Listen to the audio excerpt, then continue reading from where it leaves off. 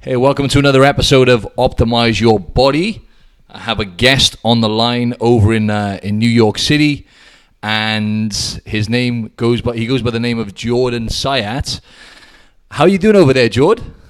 I'm doing well, man. Thank you. It's super loud here in New York, which it always is. So if you hear any cars beeping, that's why. But everything's good, man. How are you doing? I'm good, thanks, man. I'm good. Yeah, my business partner, Optimize Your Body, he's actually based in New York.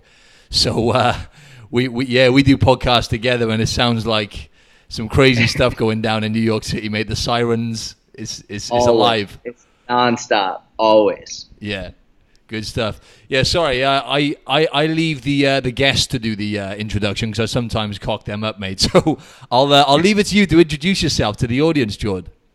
Yeah, cool, man. Basically, I'm just I'm a short, bald Harry Potter nerd who likes to lift weights. And basically, I got involved with fitness when I was really young. So I started wrestling when I was 8 years old, and so that was my life. It was just wrestling and girls. That's all I thought about. And then I made varsity as a freshman in high school, so I had to cut a lot of weight. So I was cutting from 112 pounds to 103 pounds every week, and so I had to figure out, well, how do I get stronger and get leaner at the same time? So I actually ended up applying to be an intern at a gym nearby. Just I was like, I'll take the trash out, I'll clean the floors, just let me come in and learn from you. And so I worked there from when I was 14 years old all the way through the end of high school, and that was it. I just never looked back. And then I was a competitive power lifter for a long time, deadlifted 4 times my body weight, and then I was like, enough of that. And then from there, I just started writing online when I was in college. I started my website in 2011. Just started writing articles. And then through a crazy chain of events, Gary Vaynerchuk ended up finding me, and I ended up coaching Gary for about 3 years. And now I'm just living in New York City, doing my online thing, posting on YouTube, posting on Instagram, my own podcast, and that's pretty much it. Man, that's awesome. Talking about Gary Vaynerchuk, that's how you pronounce his surname, right? Is it Vaynerchuk? Yep. Yeah. Yep. Yeah, so he's also known by as Gary V. Just for the listeners, Gary's obviously a very successful entrepreneur. He's a New York top selling author. Obviously, so he's kind of a big profile, and also he's a speaker, and I don't know if you want to call him an internet personality, but yeah, just I'd like to jump into that, George, because it must have been pretty much a life-changing experience taking someone like that on board to train. Yeah, someone who's can be that influential on your life as well as all the other stuff. Yeah, it was crazy because I followed Gary for years. Yeah. And when I got the opportunity, I thought it was a joke. I didn't think it was real. I thought it was I thought they were playing a prank on me.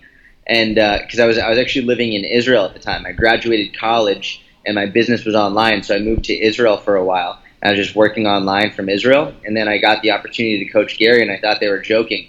And so I came to New York and I started coaching him, and it was, by that point in time, I'd been coaching for 10 years. I'd been coaching for a decade, and I'd understood how to be a good coach and how to work with clients and everything. But what was interesting is when you start coaching someone that you've looked up to for a long time and has more of this celebrity status, it's very odd to tell them what to do. It's very odd to be all right, now, almost put pressure on them and treat them like you would any other client. So it was surreal from a coaching perspective, but quickly got that out of the way and got what I had to do done, and it was a great experience. He's a really cool guy. Incredible. And if I remember rightly, I believe he did have a few other trainers prior to finding you. Is that correct? Have I got that right? Yes. So he had one main coach before me, and he's one of my best friends in the world, Mike Vacanti from On the Regimen. Okay. And actually right now, Mike coached him for 2 years, then I coached him for 3 years, and now for this year, actually, we're flip-flopping. I'm doing 3 months, Mike's doing 3 months, and we go back and forth like that. Wow, that's great. I was going to say, what kind of things have you learned from Gary? Because obviously I've been following him for a while as well, and I'm a huge fan. But you must have learned a lot about him in terms of obviously training, coaching, because coaching someone like you said, someone you look up to, that's a massive challenge within itself, and especially initially when you're kind of breaking the ice and getting to know them and stuff. But what do you think you've learned, things which have been beneficial for you, whether it's business or anything really, mate, from Gary, or mindset, anything really? Yeah, I mean, I've learned a lot, but I'll preface with this. It's really interesting to hear how people just sort of assume the dynamic is, right? It's like people, oh, you coach Gary, like you must be like learning so much. It's like any other client that you work with. It's just you work with someone who's a banker. Like you're not like, wow, you must be learning a lot about banking right now. That's like, true. It's like it's a client and he's super busy and like if I get 45 minutes with him, then it's amazing. It's a really like lucky day. Wow. Okay, I didn't think about that. Yeah, you forget they got limited time. Yeah.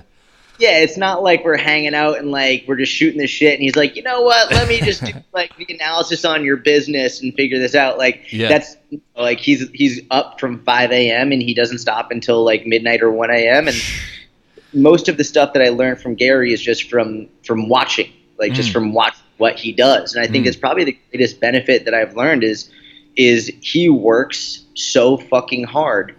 I don't people get it. I think that because I didn't get it. I remember after I got the job and they were like, all right, great, like you're going to coach him. And I was still living in Israel. He sent me a text message and I replied to the text message, but he didn't respond back. And I was like, oh no, like I think I ruined my chances. Like I think I screwed up. And it's not like he didn't reply because he was upset. He didn't reply because he's doing a million other things all day, every day. Of course. And I didn't even consider that he's so busy doing work that's why he didn't reply.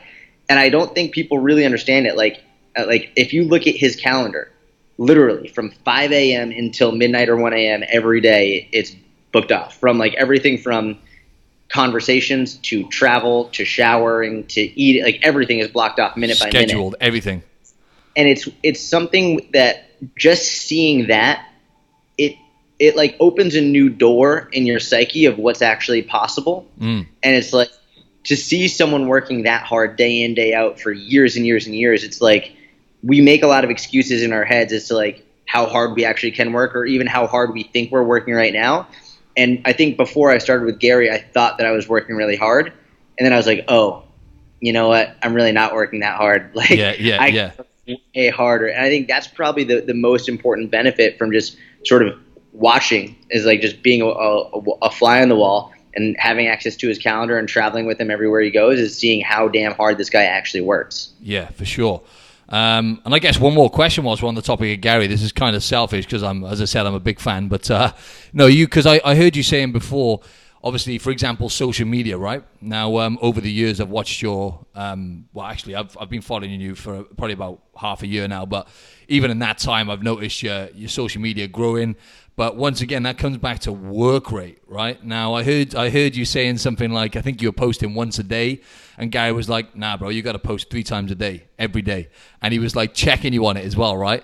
Now, that is a lot of work, my friend, because even for me to post like once a day, I mean, like you said, we make excuses. We waste a lot of time anyway, especially talking about social media. I guess that's something else we can talk about. We tend to waste a lot of time on our phones nowadays anyway. But for me, just doing one a day, I find was hard graft, Jordan, on top of clients and stuff. So yeah, like that's an example, right? Three posts per day, and you just kept that consistency as well, right, Jordan? Yeah, I mean, so the first day that he told me to do that, I was like, there's no way I'm going to do that. Like in my head, I was like, I don't have enough content ideas for 3 times a day every day. And never mind the time. And so the first day I did it twice. I posted twice. And then the next day I came in and he was like, did you post 3 times? I was like, yep.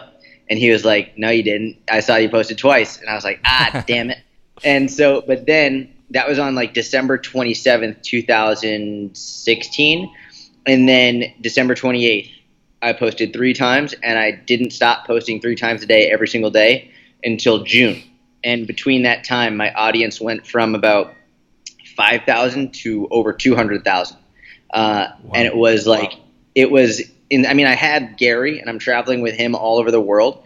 And then I had a full client load online, and I had my Inner Circle membership, and I had like all of my other content that I was doing across other platforms. So but basically what happened was I was literally spending 8 hours a day every single day on Instagram, at least. Just Wow. that, like just from thinking of the content, making the content, writing the content, posting the content, answering questions, and then starting over again for 2 more times that day.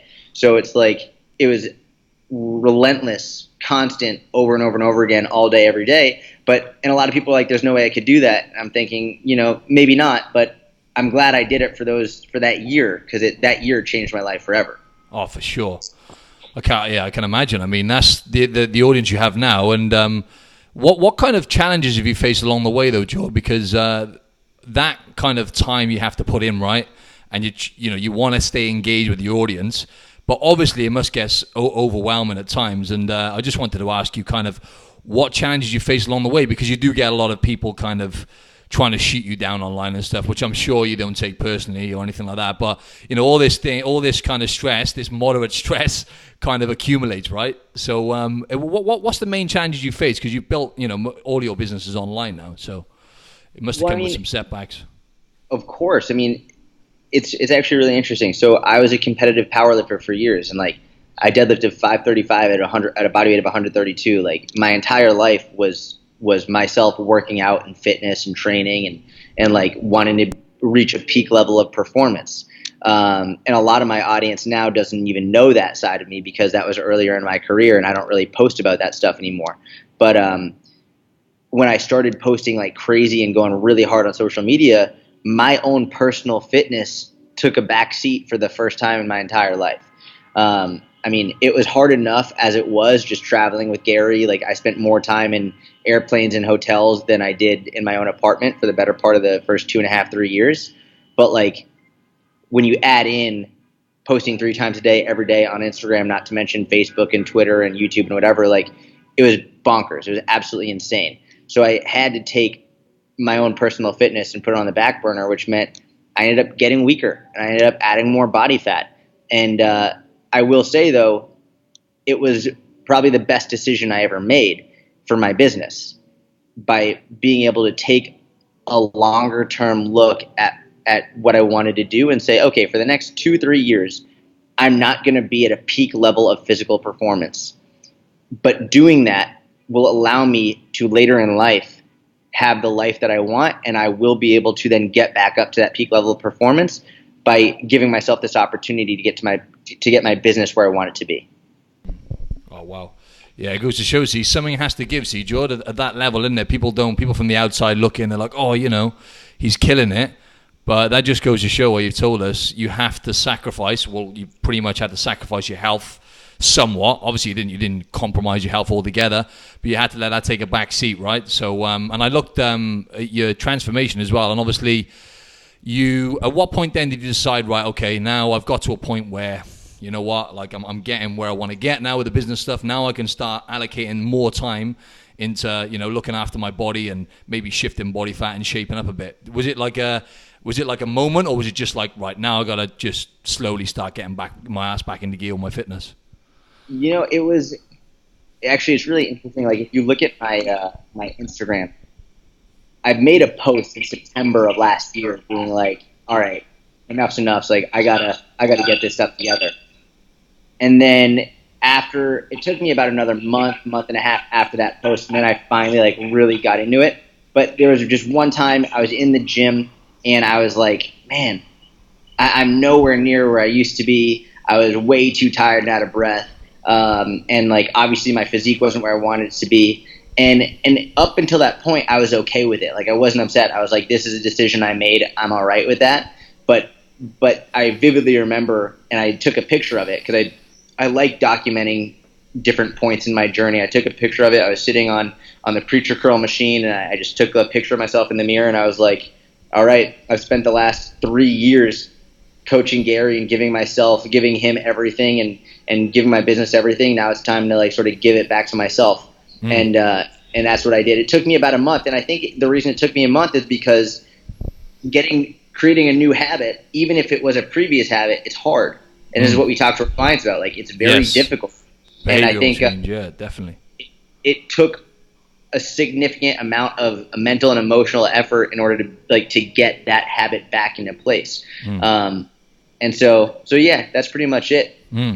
Yeah, and that's great, because that kind of gives us a segue onto what I wanted to talk about behavior change and actually creating healthier habits and changing habits, because I always explain to people it is difficult for anyone to break a habit, regardless of who the person is. Behavioral change can be difficult. But obviously, I think one of the main issues is a lot of people try to go from like 0 to 100 and change too much at once. And that's where, having someone like yourself who was a trainer, I've been a personal trainer myself for like 13 years now. And I also come from a competitive background as well myself. I actually did a bodybuilding show on the weekend for the first time in like 3.5 years. So, nice, man. yeah, man. So talking about habits, I mean, just from that mindset of competing, I've competed like 9 times. I changed a lot of behaviors and a lot of habits, and now I have a healthier relationship with food, and so on and so forth. But that came at the price of developing like the binge eating disorder from restrictive eating and all that kind of stuff. But it is a journey. But I guess what I wanted to ask you is, like, what kind of is your approach nowadays? Because I know most of your clients are online, and this is another thing that I'm kind of trying to adapt to now, is switching over. I coach people primarily as a personal trainer, but I'm slowly building up online clients. And I find it is very different coaching someone online. It's hard enough to get people to change behaviors as it is. But I guess the question is, what approach do you use nowadays? Because generally I find changing one thing at a time works for most people. But then for some people who, I don't know, for example, someone who's overweight, sometimes getting results fast within 3 to 4 weeks gives them motivation to keep pushing forward. So it varies. But yeah, what's your approach nowadays, Jord? I mean, depends on the person, I know, but big question, mate. That was a stacked question. Sorry about that. No, it's good. I mean, it's actually, you hit on something that I think is really important, and I think I'm really glad you brought it up, because a lot of coaches either are too scared to bring it up, or, and I think this is more common, or they don't know enough to bring it up. And just the fact that what you just said tells a lot about you as a coach, and I respect it immensely.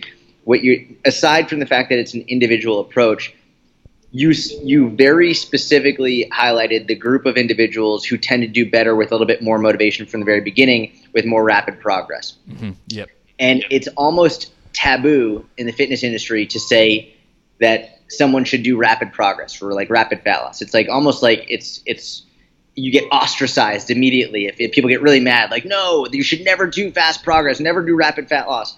But if you actually look at the research, yes, the studies, I was going to say, morbidly obese or obese individuals who have a lot to lose, they tend to do much better with a period of time with rapid results that increase their motivation, and also they get radical health benefits right from the very beginning.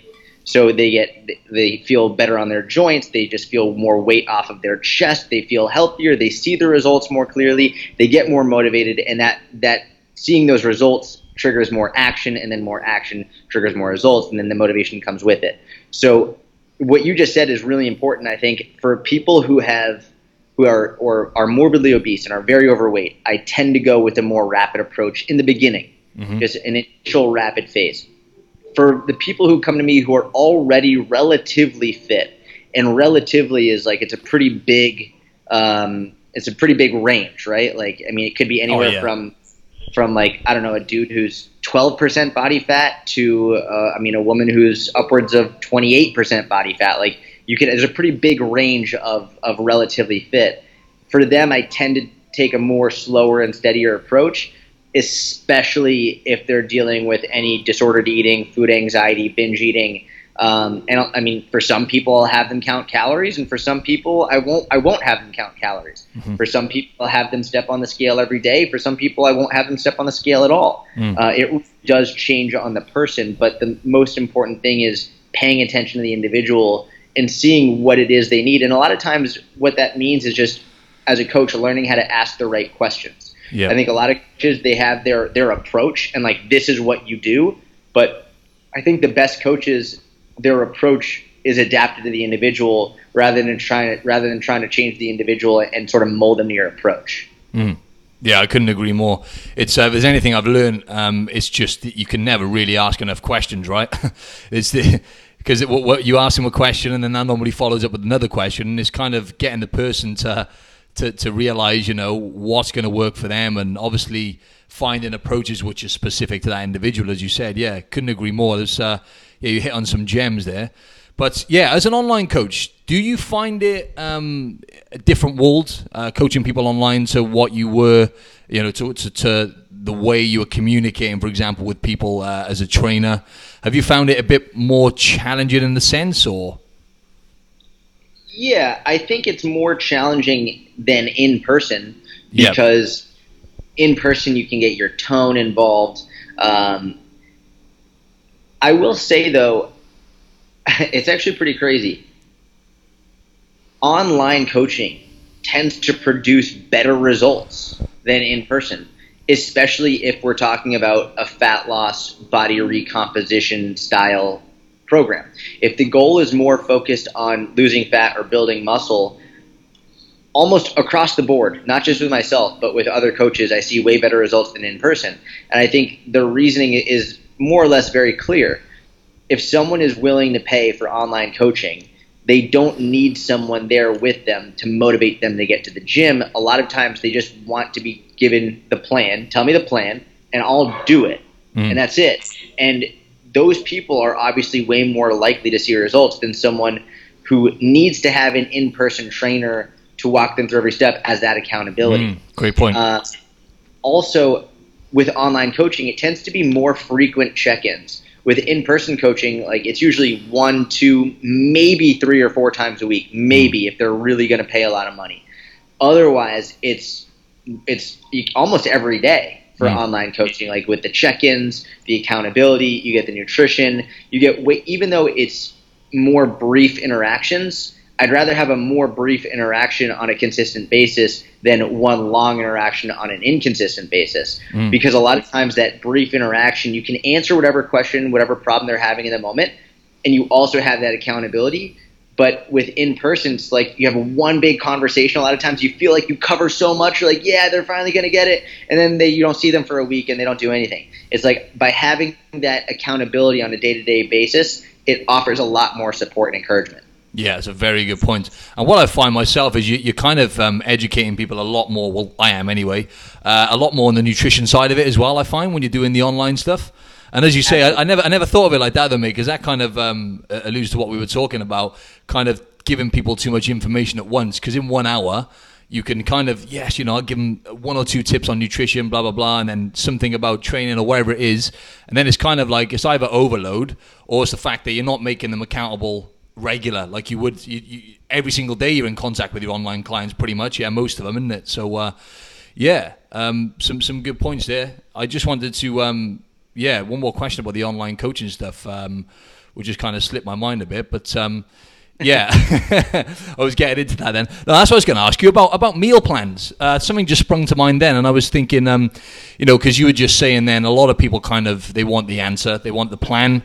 Humans tend to want to get stuff done faster, right? People don't want to mess around, right? Patience is a big one.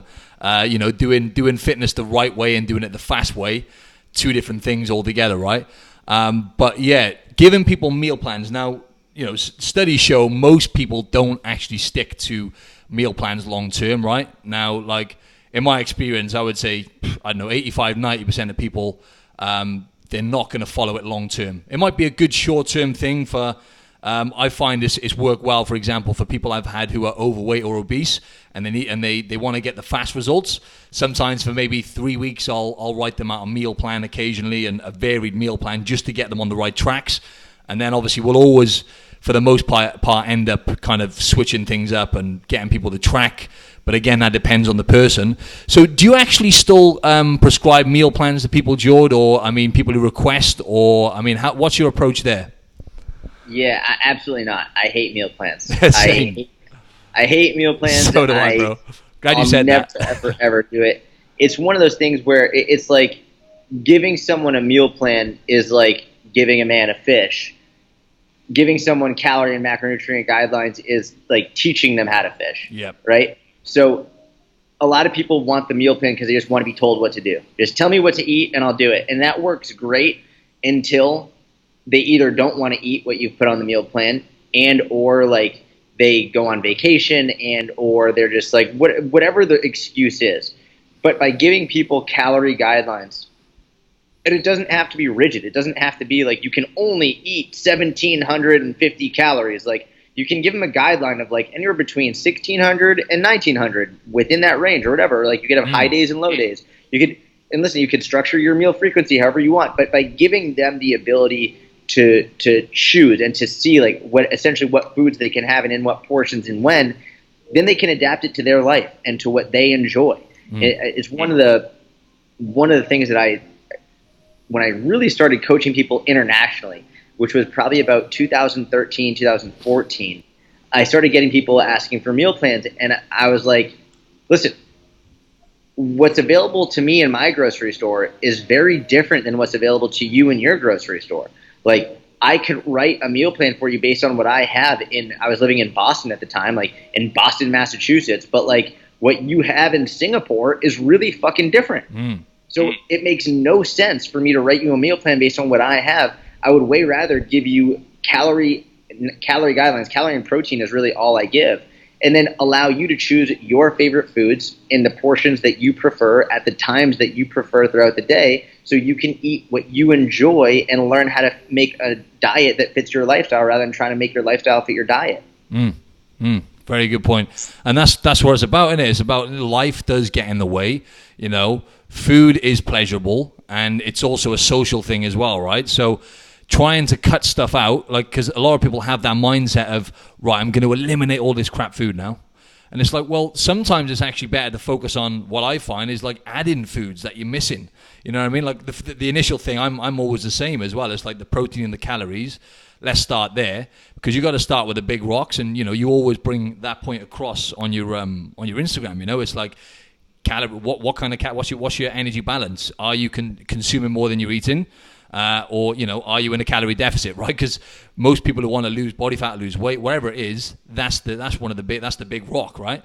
But yeah, I think that's so important. And so I was going to say about the calorie deficit, right? And kind of fitting in certain foods and having that flexibility is what I'm trying to say is very important for most people. On that note, obviously, you've just finished the Big Mac challenge, right, Jord? Yeah. I'd like to get some of get your story on that. How did that go? It was great, man. It was really good. I'll say from the very beginning. I'll say even before I explain it, I am not promoting anybody eat a Big Mac or fast food. That's not what I'm saying. The purpose of this challenge was to show people that you can enjoy your favorite foods in moderation and still make progress towards achieving your goals, especially if it's fat loss related. So what I did was I ate one Big Mac a day every day for 30 days. Usually the most common question after that is, you only ate one Big Mac? That's all you ate? No, I ate a regular healthy diet. I had a lot of fruits and vegetables, a lot of lean protein and fish and chicken and meat, but I included within my calorie guidelines one Big Mac every day for 30 days.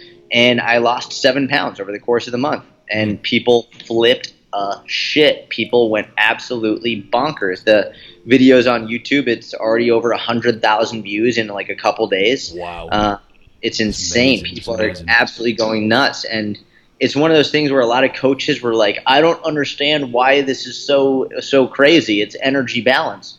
And I'm like, that's because you're a coach and you're taking for granted what it's like to be someone who doesn't understand this stuff. It's right. Like for the people who are being fed misinformation, like I could make a post on Instagram about how carbs aren't going to make you fat, and the post beneath mine might be from someone saying carbs do make you fat. So there's so much misinformation. Conflicting evidence everywhere. Conflicting information everywhere, yeah. Yeah. Like, you know what? Enough just me saying it. I'm going to actually show people. So I showed my Big Mac every day. I showed my weigh-ins every day, and people saw the fluctuations going up and down, and people saw like how I would adjust and all these things. And people freaked out, man. It was really, really fun. I'm glad I did it. Yeah, it's an amazing thing to do. Because at first I looked at it and I thought, oh, what's his message here? I'm trying to figure out what he's doing. Then I looked into it and I thought, wow, that's actually, the way you've done it is really good. Because as you say, your message is, you don't have to, deprive yourself of all your favorite foods. You're not promoting to everyone to eat a Big Mac every day, right? But you're just showing people what can be done. And that just goes to show, people, because when we're talking to the masses, most people are completely confused when it comes to nutrition, what to eat, how to lose weight, whatever it is. And that just demonstrates, right, that, you lost weight. But I was going to ask you how you felt as well. Did you notice a difference? Because obviously you're, really in tune with your health and stuff. How did you feel? Did you notice any difference in terms of how you felt? Yeah, I mean, the first day, and like this is in the video on YouTube and the documentary, like the first day I felt like shit. Yeah. Like it just sort of sat in my stomach, just like, ugh, and I didn't want to work out. And I don't know if that's because it was the Big Mac or if it's because in that one meal I ate more fat than I usually do in any one meal. Yeah. But after that, I felt fine. Like there were no negative side effects from it. You'll see in the video, like I had diarrhea a couple of times. Again, I don't know if that was because of the Big Mac or just because I ended up having diarrhea for another reason. Yep. But like my strength increased. So a lot of people were like, well, maybe you were losing muscle mass. I'm like, well, I doubt that because my strength is getting stronger in the gym. But yeah, I mean, I felt great overall. Wow. Yeah, I'll add the link anyway to the show notes because that'll be interesting for people to see. But yeah, I just wanted to talk more now because obviously we've talked a lot about the coaching side of it and whatnot. And what's it called? I wanted to talk about, obviously getting in shape because we're always talking about kind of, sustainable health on this podcast and how to do things the right way instead of trying to do things the fast way. And one of your recent posts was, like a calorie deficit is the magic pill that no one wants to take, right? I like that. Yeah, because, as I said, most people are always kind of looking for that fix or, this diet, that diet, or, this type of training, that type of training. And the bottom line is most people are in the on or off kind of mentality where it's either on or off. And I used to be there myself. And it's all a journey to get to the point where you're in tune with your body more and you're focusing on how you feel and the most important health markers like, training makes you feel better mentally. Eating the right foods makes you feel better mentally. Your mental health improves, your energy, all those kind of things. But to get people to that level can take, it's a journey. So, but when it comes to losing body fat and actually changing the way your body looks, maybe building a better aesthetic physique, it is quite straightforward, right? But it's not easy. So the calorie deficit, it sounds quite easy on paper. But yeah, talk to us more about that, mate, about the magic pill. I think the last part of what you just said is really the biggest part. And people get so mad when I say it's just a calorie deficit. They get really mad. They're like, well, it's not that easy. And people conflate ease with simplicity. That's right. And they're not the same thing. And I'm always like, listen, you're right. It's not easy, but it is very simple. And I think the magic pill that people are looking for, people love the illusion of complexity, which is why like all these like really high selling fitness programs like P90X and all this other nonsense, they talk about like muscle confusion and like all these things that don't fucking exist because it sounds really cool and it sounds really complex, and they show you these bar graphs that some asshole made in the back of the marketing room, like, okay, we're gonna have these red and blue bar graphs with like the muscle burning here, so it looks like they're burning fat. It's like amazing marketing, shit programs. Amazing marketing, amazing. Credit for that. Made on built on the foundation of bullshit. Like this, it doesn't exist, but they know that people are willing to pay for something that sounds complex and that they can brag to their friends about how crazy complex it is. So like, for me, I'll always say, number one, just because it's simple doesn't mean it's easy. But the other thing I always say is, just because it's not easy doesn't mean you shouldn't do it, right? It's like a lot of people like, it's easier said than done. I'm like, cool, just because it's easier said than done doesn't mean you should actually do it. Like I never understand the argument when people say, yeah, but it's easier said than done. I'm like, what point are you trying to get across? Like, cool, it's definitely very hard to do. Now what? Yep. Like, that's right. I don't know what to say. You're gonna take action or not? Yeah, exactly. And I can talk on that myself. In terms of getting into I've just been in a prolonged calorie deficit for the first time in a while for like 11 weeks and brought my best condition to the stage and whatnot. And it's the same kind of simple kind of advice that I always give to clients, and we've brushed over this. It's like keeping that protein intake up makes all the difference, right? I find, it's science shows this as well, for blunting appetite, and actually it's the most satiating macronutrient, right? Protein, which is why Jordan mentioned it earlier, calorie control and protein. Do you find do you notice a big difference with clients and with yourself when you keep the protein intake, you have an adequate protein when it comes to losing body fat and staying in a calorie deficit? Say that one more time. Keeping your protein intake at an adequate level, or keeping the protein intake maybe higher than what you usually would, whilst in a calorie deficit, do you find that you notice a big difference with people in terms of they're satiated and they can do it a lot easier? Yeah, and I think it's really important. It's one of the main reasons why I focus on calories and protein. Like, calories are the most important, right? It's the number one, especially if you're talking about fat loss. Just like, if you're not in a calorie deficit, it doesn't matter where your protein is, where your carbs are, where your fats are. If you're not in a calorie deficit, you're not going to lose fat. The next rung down is protein, more than carbs and fats. Because if you're getting enough protein, you're going to be more full. You're going to help yourself be able to maintain your muscle, if not be able to build a little muscle, depending on your status in the gym. Like, if you're a beginner, you can still build muscle even if you're in a calorie deficit. And then it's also going to help you increase your strength as well. And then not to mention the feelings of satiety as well. So 100% is calories and protein. And if you're in a deficit, I think having more protein is going to be actually more important than even if you're trying to build muscle in a surplus. Like, more protein, not because you need it, but because it will help you stay full. Definitely. Yeah. Yeah, that's a good point. And yeah, I guess we could just kind of quash all the kind of myths and stuff now, and the pebbles which don't matter, because I've just proven now. I just did a show and I was eating just 3 meals a day. Obviously, the average bodybuilder is going to be eating 5 or 6 times a day because the frequency is so important, right? And I had people like messaging me. It was really interesting. I had people who competed and stuff messaging me saying, no, for muscle protein synthesis, you should be eating, the ideal amount time to eat is like every 4.5 hours and this amount of protein per meal. And I'm just like, I've tried both ways time and time again. Didn't make any difference whatsoever. So things like meal frequency and stuff like that, how often you eat, I think that's kind of important for the person in terms of their lifestyle more than anything. But when it comes to actually losing body fat, building muscle, wherever it is, it's really way down the bottom of the list, stuff like that. What are your thoughts on like meal frequency and, I don't know, eating carbs after 6, all that kind of stuff? It's just crazy, isn't it? Yeah, I mean, from a physiological perspective, based on your ability to lose fat, it doesn't matter. It's irrelevant. It doesn't matter if you eat 1 time a day, 3 times a day, 6 times a day, 17 times a day, 24 times a day. It doesn't matter as long as your calories and protein are in check.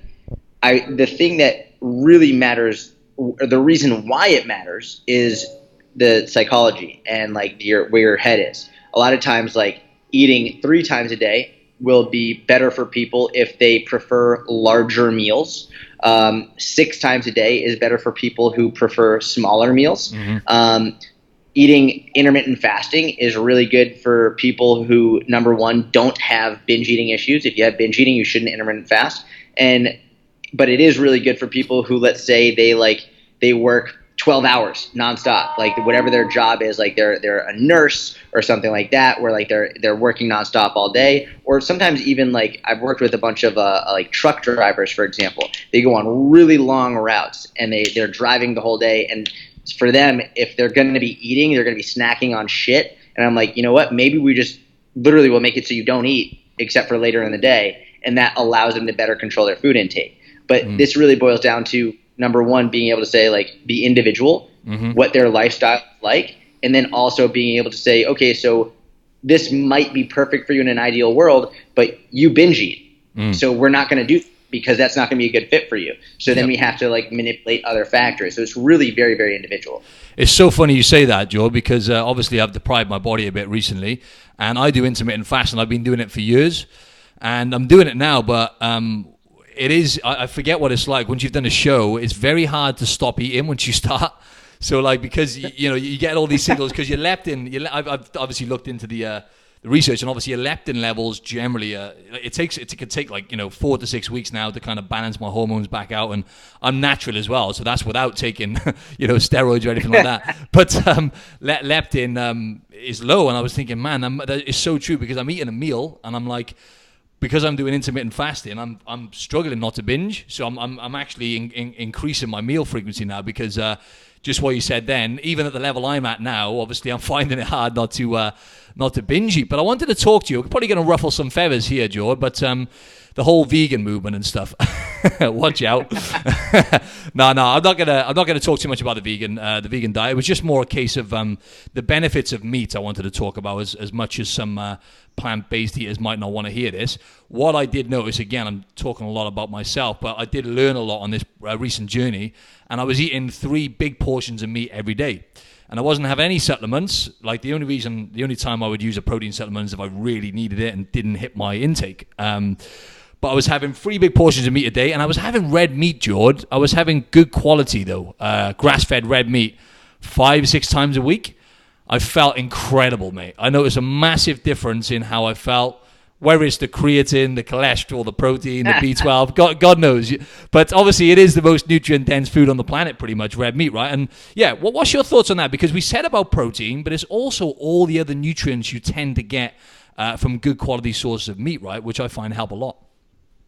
Man, I mean, I'm all in support of eating meat. Like, I'm in big support of it. Like, I don't think your entire diet should be made up of red meat, but I also don't think your entire diet should be made up of peas either. It's like a lot of people, they tend to go very black and white whenever they're saying something. It's like, I could say, you know what, I think eating red meat, it's okay. Like, you should be able to eat red meat. And someone else is going to be like, oh yeah, so you're just going to eat red meat for every meal?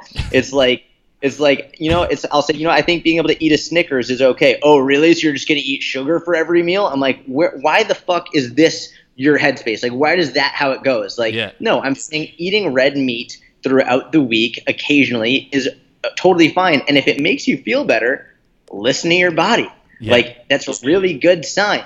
Some people, they eat red meat and they feel sick. And who knows, maybe it's because they actually don't have a good response to it. Maybe it's because they just don't like the idea of eating something that used to be living. If that's how you respond to it, don't eat it. But if you feel really good with it, I know for me personally, like, eating red meat 2 to 3 times a week at least, I feel amazing. Like, it could be completely psychological, but I know for a fact that if I have a nice steak the night before I have a big lower body workout, I'm going to have a sick session. Like, my workout's going to be great. Like, I just feel really good after I have a nice big steak. Other people get nauseous at the thought of that, so I'm not going to tell them that they have to do it. Eating in a way that allows you to feel your best is the most important above all, I think, for sure. But then again, also understanding, just because someone says they like eating red meat doesn't mean that they're saying they're going to eat red meat every single day, unless just as ridiculous as the any group of people that says their way is the only way and that's the right way, it pisses me off, right? Same. It's like, I have nothing wrong with a vegan diet or lifestyle. I have nothing wrong with a plant-based lifestyle. I have nothing wrong with red meat. But there are vegans who are like fucking vampires who just go after anybody who doesn't eat their way. And there are also people on the carnivore diet who are equally as bad, who are like going like vampires in the other direction, going after the exact same thing. So I think the people who are hardcore carnivore and the people who are hardcore vegan and going after people for, like, personally for their decisions are fucking assholes. And just eat whatever you want to eat and enjoy whatever you want to enjoy and let other people do what they want and we'll all be fine. Yeah, for sure. Yeah, that's you nailed that one. But yeah, talking about building a healthy relationship with food, right, Joe? Because that's our message, I guess. That's a big part of our message, because I've been on a big journey myself, and to be at a point where I'm eating kind of, I hate using this word now, intuitively. That's a new one, Jordan, as well. And talking about the tribes and movements. That's a new one now. Just eat intuitively, as if it's an easy thing to do, right? Oh my God, it's funny. I can always tell like how well I'm going to get along with someone based on like how they speak about different movements or different things, and the fact that you've had to preface that by saying, "Oh man, I don't even like that I'm going to say this," but like that, True. we're very much on the same page, not because of what it actually means, but because of what people are going to think it means when you say it. Yeah, that's right. That's right. Yeah, and I've noticed a lot of people like online talking about just eating intuitively, and then there's the other movement then where it's like body, what is it, like love your body kind of thing. There's the other movement where it's okay to be fat and fat shame and all that kind of stuff. Yeah. It's extremes though. And I guess that's where we're at though, Jordan. It's like dealing with health and fitness and nutrition. It's just got taken to the extreme so much. People grab a little bit of science or something that it becomes tribal, right? Humans are always looking for some sort of tribe and to belong somewhere as well. I think that's a big part of it. But building a healthy relationship with food, Joe, because you've been on your own kind of journey yourself as well, and it seems like you're eating whole foods most of the time, and you're in tune with your body. But how do you actually? I know again, there's lots of variables from person to person, but how do you actually get that message across to clients and people online? What are the things you think about when it's like, right, getting people to build a healthy relationship with food and want to eat whole foods for the most part instead of just eating purely based on the hedonistic value, right? How food tastes. So just to clarify, is like how do I encourage people to eat more whole, minimally processed foods? Yeah, sorry, mate. Just stack the question up again there. Yeah, it's funny. Like it sounds too simple, but like I'm all about simplicity and minimalism. Really, the best message that I've used to get that across to people is don't eat like an asshole. Like that's it. Like that's my main message is don't eat like an asshole. And when you do eat like an asshole, don't be an asshole to yourself about it, right? Like that's it. And usually when you say don't eat like an asshole, immediately people know what that means. Yeah. It's like, all right, enough with the Cheetos. Like you should have a little bit less ice cream. Like just don't have the fucking pizza just because Karen brought pizza in from for work. Like don't eat like an asshole. Eat some more salads. Have some more salmon. Eat some more fresh foods. And it's always like, then we get into the whole argument of like, well, the people saying you shouldn't eat fruit because, the fruit has sugar. And I'm like, how many fucking people do you know who got fat from eating fruit? Oh, get out of it. I know, exactly. What obese person is really like sitting in their chair at home being like, it was the fucking cherries. Yeah. I'm telling you, the cherries are the reason I'm morbidly obese. Like nobody. Come on, get the fuck out of here with that nonsense. It's the least of your worries, isn't it? Eating some fruit. And like people don't mention, the polyphenols, the fiber, all that kind of stuff. I think that's the least of your worries is trying to... And that's another thing. It's like, complicating things in that sense, like cutting fruit out and stuff like that. It's like the big rocks, like you said. I should write that down now. That's my next tip. Don't eat like an asshole. That's what I'll tell my online clients. I love that. Oh, like it helps. Like it really does help. Yeah. Because I think as coaches, we tend to overcomplicate things because we know so much that we forget what it's like to know so little. So we tend to we do too much. We go overboard with our education when it's like, hey, listen, John, Jackie, don't eat like an asshole. That's it. That's like if the 80% of the time you eat like an adult, you're good. Absolutely. And that's the thing. I think with most trainers as well and coaches, and I fall into this trap myself as well. I don't know whether it's your ego jumping in and stuff like that as well, but especially when you take a new client on board, right? And most people are expecting in their mind, because of all the information they've seen, they've got in their mind or whatever, they're expecting all this magical stuff, right? And then you're like, right, okay, so on the first program, we're going to do some squats and maybe some push-ups on the bench or whatever, something basic. And then it's like, and I just want you to focus on just hitting this protein and roughly sticking to these calories over the space of a week, and we'll see how we go. And then they're like, oh, is that it? Like in your head, you're thinking you want to give more, but it's so easy to overload people, right? And not to mention, it might look like not much on paper, but in practice, it's actually pretty difficult. It is. It's much. If you're doing a push-up properly, if you're doing a squat properly, if you're doing a plank properly, and you're doing these with the right rest periods, and you're actually focusing on your protein, like that's a lot. That's a lot to change. Definitely. It's a lot to change. It's very difficult. Definitely. Anytime someone does one of my programs and they're like, you know what, like it really wasn't that hard, I'll say, how long did it take you to do the workout? And they're like, I don't know, 20 minutes. I'm like, okay, so you did workout wrong. You need to go actually lift some fucking heavy weight and not blow through it in 20 minutes. Like, it should take you a little bit longer. You should challenge yourself weight wise. And like, when people start lifting enough heavy weight, they're like, oh, 3 sets of 10 is actually really difficult. It is. Straight sets. That's right. And people don't like to rest enough, do they? They're like, oh, okay, well, I rested about 20 seconds in between each set. And I'm like, okay, well, let's double the weight and take the full minute then, yeah? You know what I mean? If you're resting 20 seconds between sets, that means that you're not lifting heavy enough, period. Simple. Like, if by the end of the set, you should absolutely need at least a minute to recover. Like, not like you should be like getting to the end of the rest period being like, fuck, already? Like, that's how you should gauge how much weight you're using. Definitely.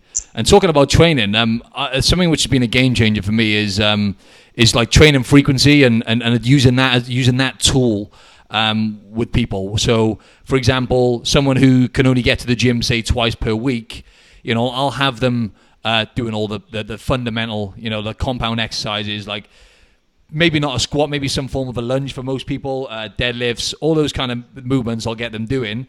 So they're hitting the full body, let's just say, twice in a week, as opposed to going and doing maybe, I don't know, like a bro split and doing legs one day and back one day or wherever. What's the most effective way to train for most people? I would say people who are going to lift weights. Do you get most of them like training the full body and focusing on that frequency element quite a lot, or does it depend? It depends, but I'd say the two most common programs that I use are a 3 times a week and a 4 times a week program. The 3 times a week, it goes lower body, upper body, full body.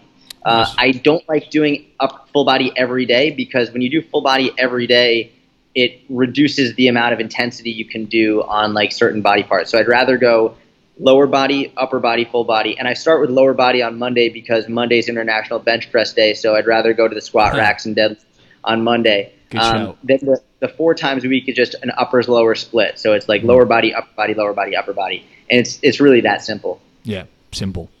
Yeah, that's it. And when I say full body, it's kind of like I'll tend to do with most people. I'll do like maybe, let's say three full bodies a week or 2 full bodies. And the one session, then they might just focus on their weaker body parts and focus on correctional stuff like hitting the posture muscles, wherever that is. But I like that. I like the way you lay it out.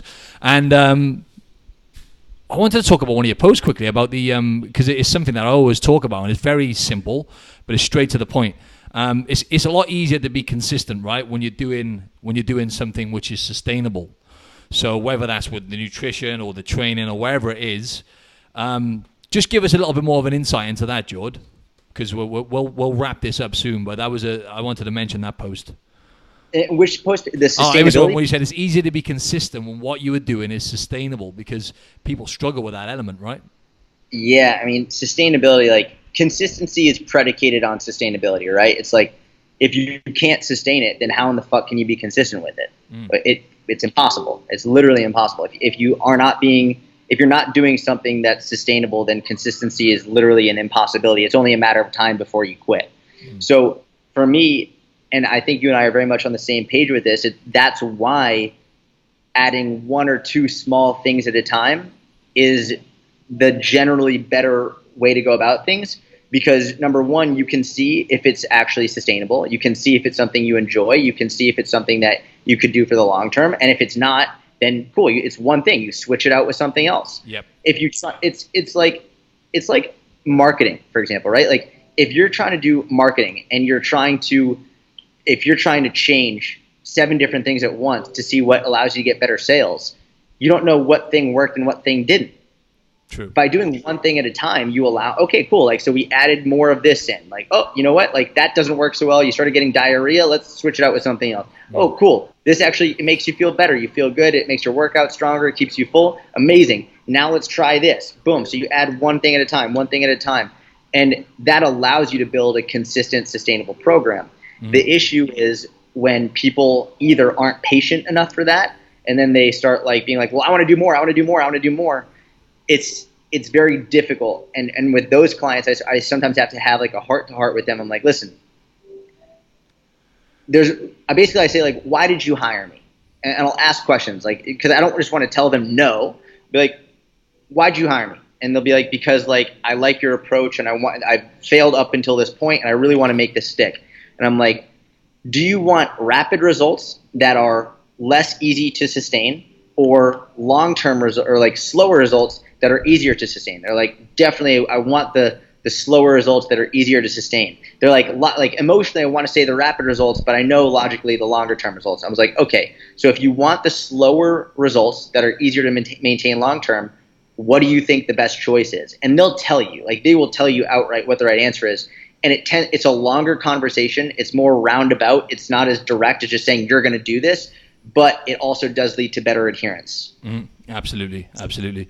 And because I couldn't agree more with the because I think on that note though, I wanted to talk about like accountability and awareness, because I find keeping something sustainable and actually doing something which is, as we said, you're going to be consistent with, I find the accountability element and actually awareness. So it kind of brings me to the food tracking element, using that as an example.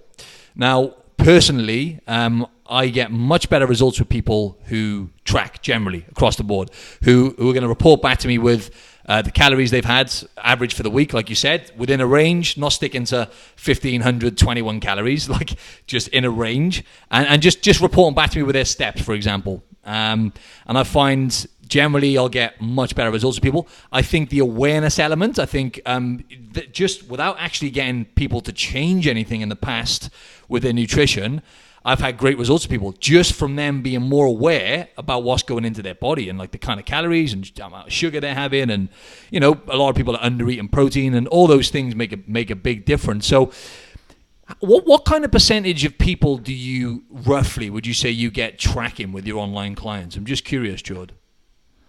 Oh man, I would say probably 97 to 98% of my clients track.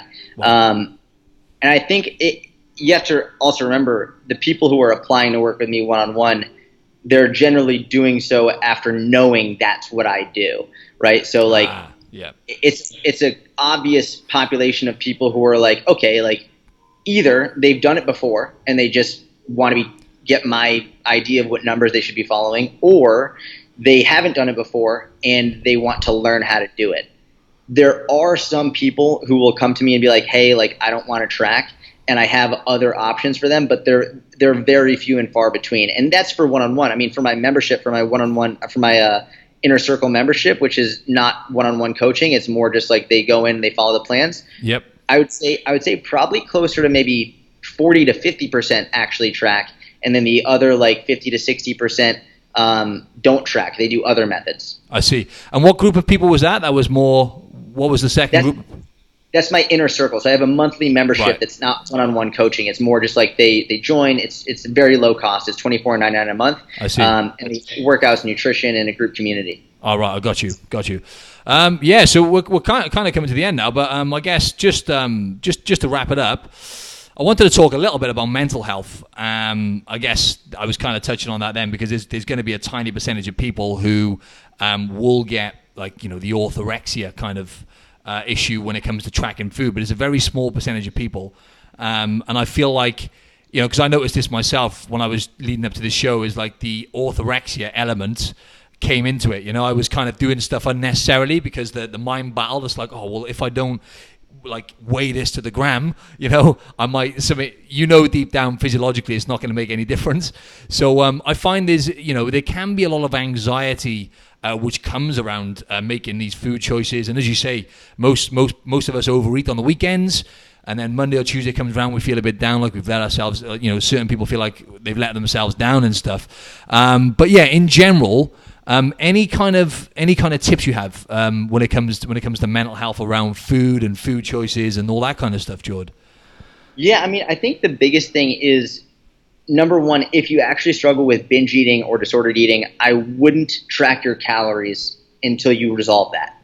And I always say, like, any physical progress made without the requisite mental progress is going to be short term.